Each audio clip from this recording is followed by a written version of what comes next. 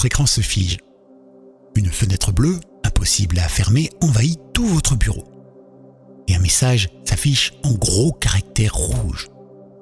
Erreur critique, l'appareil est infecté, ne l'éteignez pas, appelez immédiatement le support technique au 01, etc., etc., etc. Votre cœur s'emballe et c'est normal. Vous avez peur de perdre vos photos de famille, vos documents, vos économies. Et c'est exactement ce que l'escroc attendait. Ce message, ce n'est pas vraiment une alerte de sécurité. C'est un piège. Et le numéro affiché, il ne mène ni à Microsoft, ni à Apple. Il mène tout droit dans le salon d'un brasseur d'affaires à l'autre bout du monde qui n'attend qu'une seule chose, que vous lui ouvriez réellement la porte de votre ordinateur. Cliquez prudent. Astuces et protections contre les arnaques du numérique. Bonjour à tous et bienvenue dans Cliquez prudent, l'émission qui vous guide contre les arnaques du numérique. Moi, c'est Gaël et aujourd'hui, nous allons nous attaquer à un grand classique de la fraude informatique, le faux support technique. Saviez-vous que, malgré sa simplicité, cette arnaque rapporte des dizaines de millions d'euros chaque année, rien qu'en Europe, et qu'elle cible en priorité les plus de 60 ans. Je vous invite à retrouver tout plein d'informations directement sur le site cybermalveillance.gouv.fr ou bien regarder Action contre la fraude sur le site de Tech Support Scam.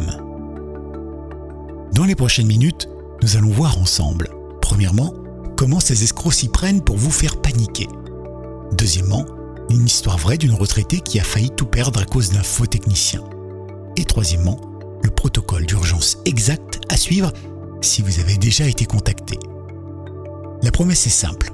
À la fin de cet épisode, vous saurez fermer la porte au nez de ces faux dépanneurs et protéger votre ordinateur comme un coffre-fort.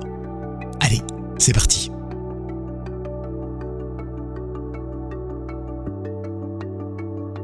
Pour comprendre cette arnaque, il suffit d'utiliser une analogie simple. Imaginez que vous êtes chez vous. Quelqu'un sonne à la porte, il a une fausse combinaison bleue. Il prétend venir d'EDF et vous annonce que votre compteur électrique va exploser dans 5 minutes. Il vous demande de le laisser entrer dans votre salon pour réparer les câbles. Mais une fois à l'intérieur, il ne répare rien. Il ouvre vos tiroirs, regarde vos relevés bancaires et vous demande de payer une facture de sécurité de 500 €. Le faux support technique, c'est exactement la même chose. Sauf que leur porte d'entrée, c'est votre écran et votre connexion Internet. Il y a deux façons dont l'escroc frappe à la porte. La première, c'est le pop-up, fenêtre qui s'ouvre en grand, qui bloque votre ordinateur. Vous naviguez sur un site, même anodin, et soudain, une fausse alerte antivirus apparaît. Le message est volontairement alarmiste. Et surtout, il y a un numéro de téléphone à appeler d'urgence. La seconde, c'est l'appel direct. Vous décrochez et une voix très polie, très cordiale, rassurante, souvent avec un léger accent, vous dit « Bonjour, je suis Thomas du service technique Microsoft. Nous avons détecté des activités suspectes provenant de votre adresse IP. Votre ordinateur envoie des virus sur Internet. » L'objectif unique de ces escrocs, c'est la panique. Ils jouent sur l'urgence pour court-circuiter votre esprit critique. Et une fois que vous êtes au téléphone, ils vont vous demander de faire une chose terrible. Ils vont vous demander de télécharger un logiciel de maintenance ou de vous rendre sur un site web pour vérifier votre routeur. En réalité, ce logiciel, c'est comme donner les clés de votre maison et une télécommande universelle à un inconnu. C'est ce que l'on appelle la prise en main à distance. Et à partir de ce moment-là, l'escroc voit tout votre écran. Il contrôle votre souris, peut allumer la caméra, écouter le son. Il peut aussi ouvrir Internet, se connecter à votre banque grâce au mot de passe présent dans votre ordinateur et vous guider pour que vous lui fassiez un gros virement en faisant croire que c'est une procédure de sécurité. Le cas réel.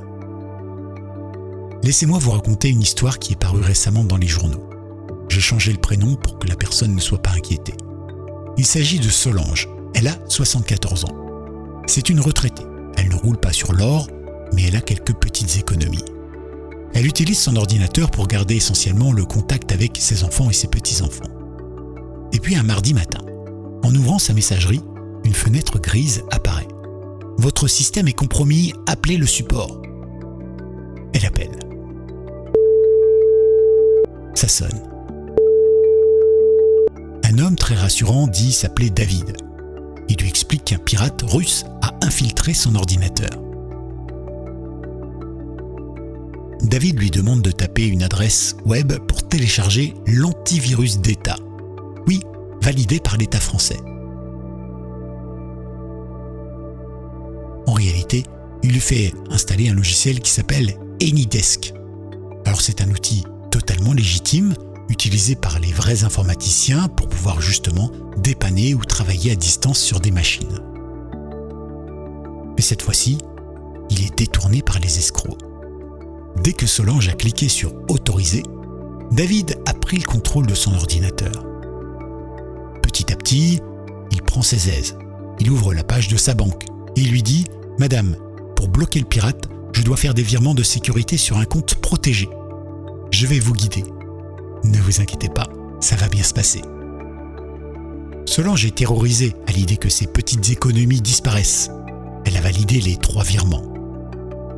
Elle s'est rendue compte, le lendemain matin, en appelant sa vraie banque, que le compte protégé n'existait pas, que David avait disparu, et avec lui, les 4200 €, l'économie de toute une vie.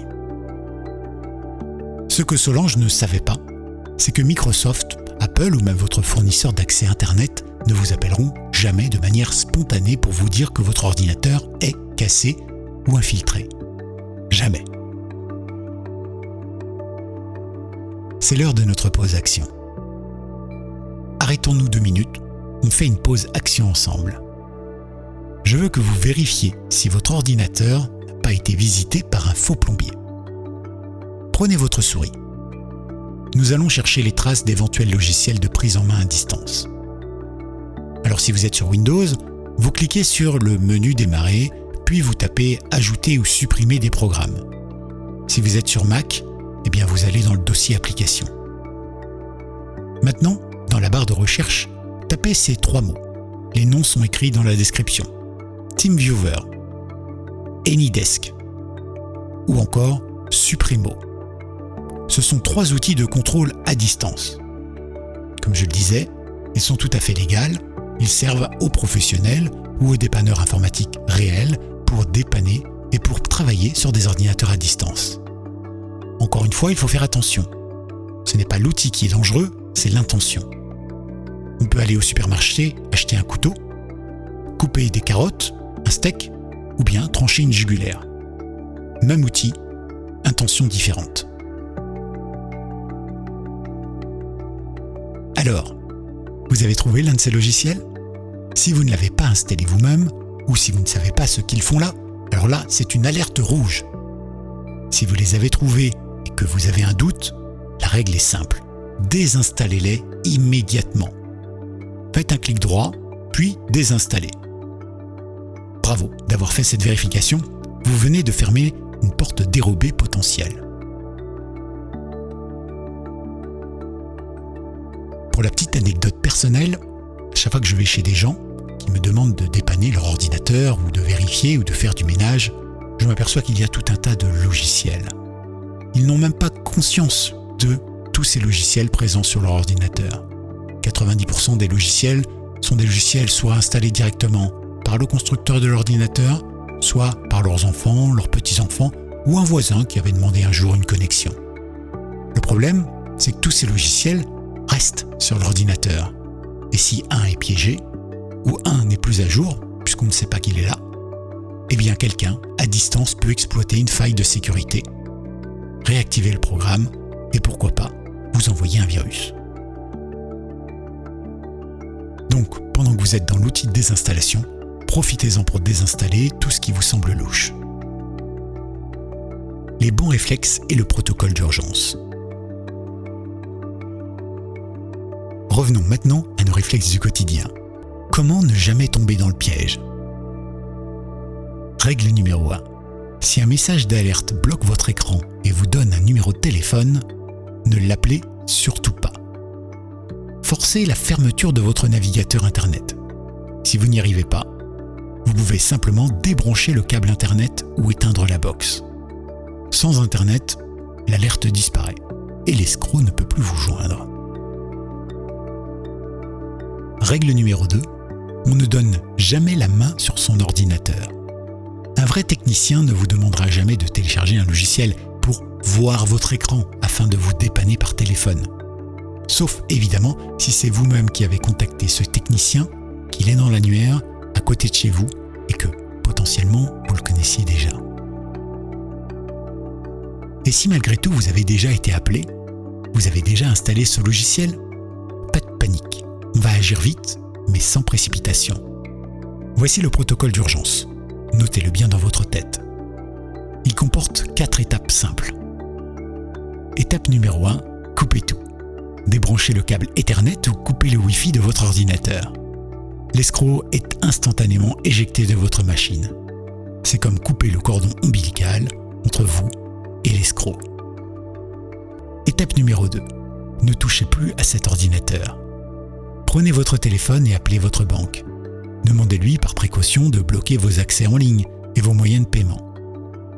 Étape numéro 3.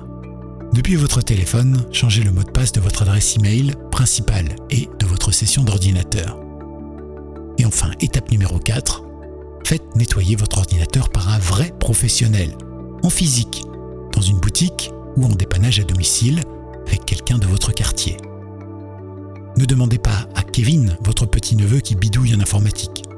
Pour cette fois, vous avez besoin d'un véritable professionnel qui connaît les tenants, les aboutissants et qui connaît toutes les règles pour bien vous protéger. Vous avez maintenant toutes les armes pour dire non aux faux dépanneurs. Rappelez-vous de ces 3 mots pour vous protéger. Fermez, raccrochez et vérifiez. Fermez la fenêtre d'alerte, raccrochez au nez de l'appelant et vérifiez l'information par vous-même via des vrais sites officiels. Votre ordinateur, c'est votre bien. Vous êtes le seul propriétaire. Personne n'a le droit d'y entrer sans votre invitation explicite et encore moins sous la menace. Si ce protocole d'urgence vous a rassuré ou si vous avez déjà eu affaire à un faux technicien au téléphone, eh bien faites-moi un immense plaisir. Vous mettez 5 étoiles sur Spotify où vous pouvez noter ce podcast sur des différentes plateformes. Vous pouvez également mettre un like, un pouce en l'air ou n'importe quelle marque de gratification. C'est gratuit. Vous pouvez également vous abonner à ce podcast. Et surtout, vous pouvez laisser des commentaires. Et si vous ne savez pas quoi écrire dans votre commentaire, il y a des timides, pas de souci. Répondez simplement à la question. Quelle est l'arnaque téléphonique qui vous a le plus agacé ? Je lis tout et je réponds. La semaine prochaine, nous allons parler d'une arnaque qui touche notre quotidien, notre boîte aux lettres physique et notre impatience.